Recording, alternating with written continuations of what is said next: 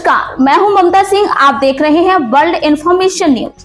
चलिए शुरुआत करते हैं इस वक्त से जुड़ी हुई खास बड़ी और विशेष खबरों से। पूर्व मंत्री के जन्मदिवस पर नमो मैराथन प्रतियोगिता का आयोजन। शनिवार को पूर्व प्राविधिक शिक्षा मंत्री व अमेठी के विधायक रही अंतर्राष्ट्रीय बैडमिंटन खिलाड़ी डॉक्टर अमिता सिंह के जन्मदिवस के अवसर पर राजश्री रणंजन सिंह जन कल्याण समिति द्वारा 21 किलोमीटर की नमो मैराथन प्रतियोगिता का आयोजन हुआ। मैराथन दौड़ में महिला वर्ग से 62 व पुरुष वर्ग से 216 खिलाड़ियों को मिलाकर कुल 278 खिलाड़ियों ने भाग लिया। मैराथन के दौरान जगह जगह स्थानीय लोगों ने फूल बरसाकर खिलाड़ियों का उत्तवर्धन किया। पूर्व मंत्री डॉक्टर अमिता सिंह ने कार्यक्रम को संबोधित करते हुए कहा कि एक खिलाड़ी जीवन भर खिलाड़ी रहता है।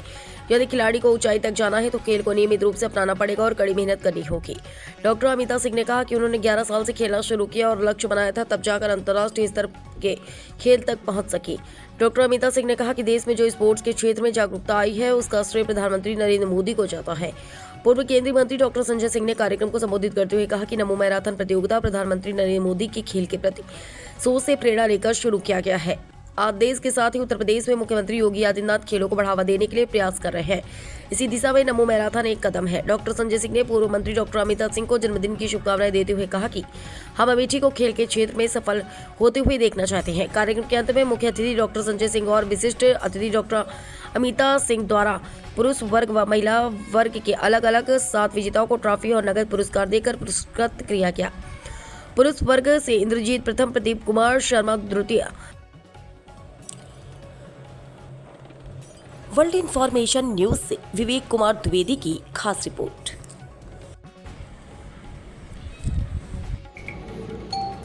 नमो मैराथन का आयोजन किया गया था। अमेठी के युवाओं को लेकर आगे का क्या प्लान है साहब आपका? नमो मैराथन जो है एक बेस है, लेकिन मैं ये भी कहना चाहूँगी कि ये पहली बार आज मैराथन नहीं हो रहा है।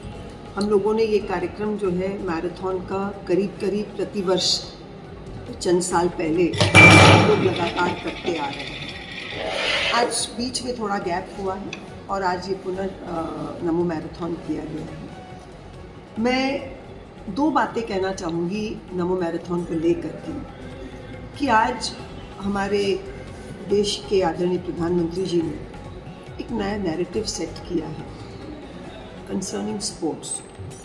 मैं खुद एक अंतर्राष्ट्रीय स्तर की खिलाड़ी रही हूँ और देश के लिए मैं करीब 10 साल खेली हूँ, इंटरनेशनल लेवल पे खेली हूँ। लेकिन उस समय से लेकर के आज की जो वर्तमान विजन है हमारे प्राइम मिनिस्टर की, उसमें अंतर दिखाई पड़ता है। मेरे समय पर ऐसे लगता था कि स्पोर्ट्स हैड जो दर्जा दिया जाता था थोड़ा रिक्रिएशनल माना जाता था, लेकिन आज जो स्पोर्ट्स का दर्जा हुआ है वो हाईली प्रोफेशनल माना जाता है। मुझे लगता है ये पहली और सबसे महत्वपूर्ण बात प्रधानमंत्री जी ने की है। नंबर 2, प्रधानमंत्री जी ने 2036 में ओलंपिक्स इंडिया लाने को जो है ठान लिया है और जब नरेंद्र मोदी जी कुछ सोचते हैं तो वो करते हैं। ऐसा लग रहा है मुझे कि 2036 के ओलंपिक्स की तैयारी हर लेवल पे शुरू होनी चाहिए। मात्र 11 साल है और 11 साल का मतलब ये है कि आज हमारा फोकस 12, 13, 14 साल के बच्चों पे होना चाहिए, क्योंकि यही बच्चे अल्टीमेटली पीक करेंगे। उसी कड़ी में आज जो ये नमो मैराथन हमने स्थापित की है, शुरुआत की है दोबारा, this is going to be the foundation. और निश्चित रूप से हम यूथ को आज आकर्षित करना चाहेंगे कि आप स्पोर्ट्स की तरफ आगे बढ़ें। मुझे पूर्ण विश्वास है कि अमेठी में हर गांव में वो प्रतिभा छिपी है। केवल जो आज हमारे परफॉर्मर्स रहे, उदाहरण तौर पे हमारी एक सुधा सिंह भी है, आरपी सिंह भी है, पंकज सिंह भी है और ऐसे बहुत सारे हीरे छिपे हुए हैं हमारे गांव में जिनको उतनी क्षमता नहीं है कि वो स्वयं अपने साधन से उस लेवल तक पहुंच सके। आवश्यकता अब ये है कि उनको एक सिस्टमैटिक ट्रेनिंग का centre along with high level प्रशिक्षक और एक सेंटर ऑफ एक्सीलेंस की यहाँ स्थापना हो। आज अगर अंतर्राष्ट्रीय स्तर पर हमें मेडल्स लाने हैं, हमारे अमेठी के बच्चों को अगर हमें ऊपर पहुँचाना है तो संसाधनों की आवश्यकता है। टार्टन ट्रैक की ज़रूरत है बच्चों को रनिंग के लिए, मॉडर्नाइज्ड जिम्स की ज़रूरत है, स्पोर्ट्स साइकोलॉजी की आवश्यकता है, स्पोर्ट्स साइंस की आवश्यकता है, स्पोर्ट्स वीडियो एनालिसिस की आवश्यकता है, स्पोर्ट्स फिजियोथेरेपी की आवश्यकता है। ये सारी चीज़ें अब बेसिक्स हैं और इन बेसिक्स को स्थापित करना ये हम दोनों ने सोच लिया है कि अब अमेठी की ये पहली मांग होनी चाहिए। आज स्पोर्ट्स का लाभ क्या है?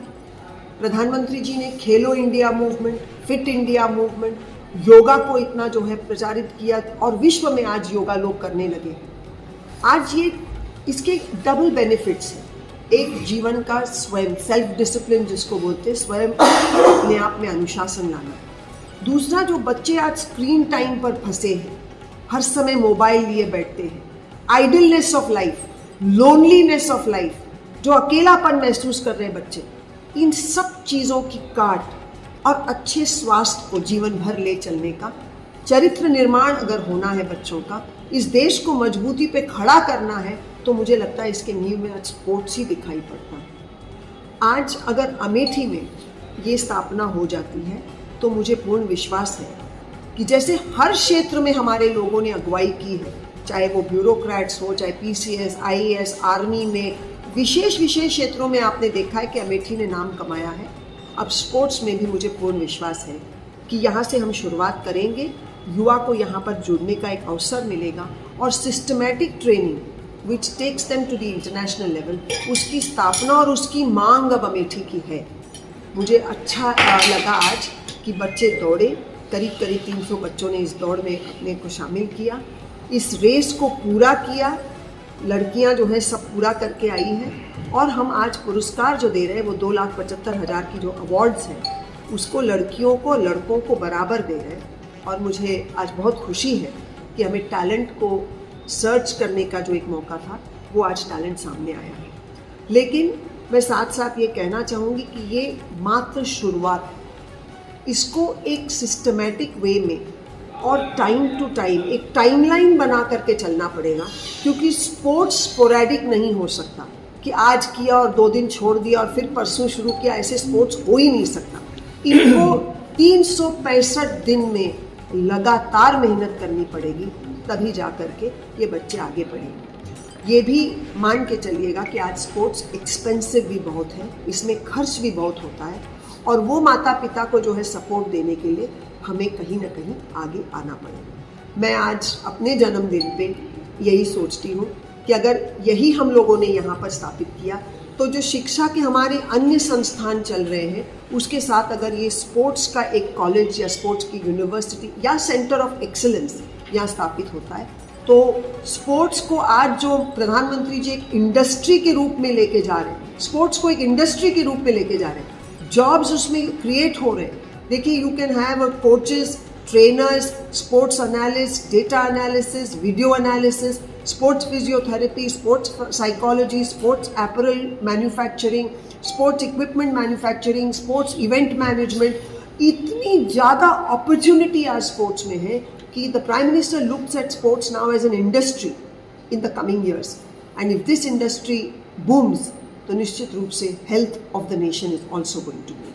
तो मैं आज सबको बधाई देते हुए आपको भी आभार व्यक्त करती हूँ कि आपने आज हमारे नमो मैराथन को कवर किया। बहुत बहुत धन्यवाद। भारतीय जनता पार्टी क्या, आपकी क्या राय है इसमें? वोट चोरी की बात जो भी उठाई जा रही है, ये क्यों नहीं कांग्रेस शासित राज्यों में उठाई जा रही है? ये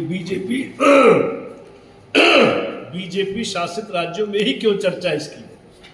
इसका मतलब आप समझ लीजिए क्या है। और दूसरी बात, संवैधानिक संस्था है आपका इलेक्शन कमीशन, चुनाव आयोग, और वो चुनाव आयोग पता नहीं कितने आज़ादी के बाद से आज तक ये सारा ये काम करता आया है और वो उसकी जिम्मेदारी वो करेगा।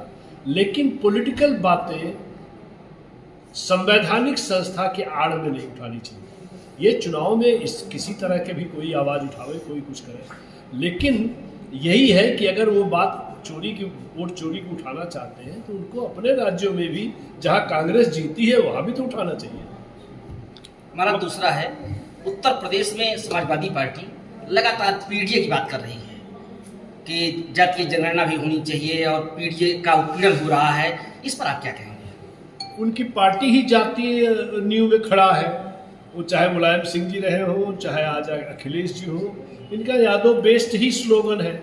वो मजबूत रहे वही बात वो करते हैं, उसमें कोई खास बात तो है नहीं। वो तो कोई इतनी टेढ़ी बात नहीं है, वो तो सीधी सी बात है। बरेली दंगे पर महाराज क्या कहेंगे आप? देखिए, ऐसा कोई भी दंगा जहाँ पर, अब जैसे मैंने अमेठी में चर्चा की अभी राम भरत मिलाप के अवसर पर, हमने कहा अमेठी में वहीं जामा मस्जिद खड़ी है, वहीं पर भरत मिलाप हो रहा है, वहीं पे आप देख रहे हैं 20, 25, 30 साल से इस तरह के तमाम धार्मिक आयोजन मुसलमान करते हैं, हिंदू करते हैं, लेकिन आज तक कोई चूचा नहीं। इसलिए चूचा नहीं है कि हम लोगों ने समाज में कभी इसकी कोई चर्चा नहीं की। हमें राजनीतिक, हम राजनीति में भी सक्रिय रहे, लोकसभा विधानसभा भी लड़े, सब चीज़ करें, राजनीति में है, लेकिन कभी धार्मिक या किसी इन सब चीज़ों की चर्चा किए बगैर समाज की समरसता, सबके मेल जोल, सबके प्रेम व्यवहार, अब इसकी चर्चा करते रहे, उसका रिजल्ट आपके सामने है। आज जो भी व्यक्ति कहीं राजनीतिक अपना मसला गांठने के लिए अगर कोई हिंदू मुस्लिम कर रहा है या इस तरह कोई धार्मिक या जाति चीज उठा रहा है, तो उसका रिएक्शन, एक्शन का रिएक्शन होगा।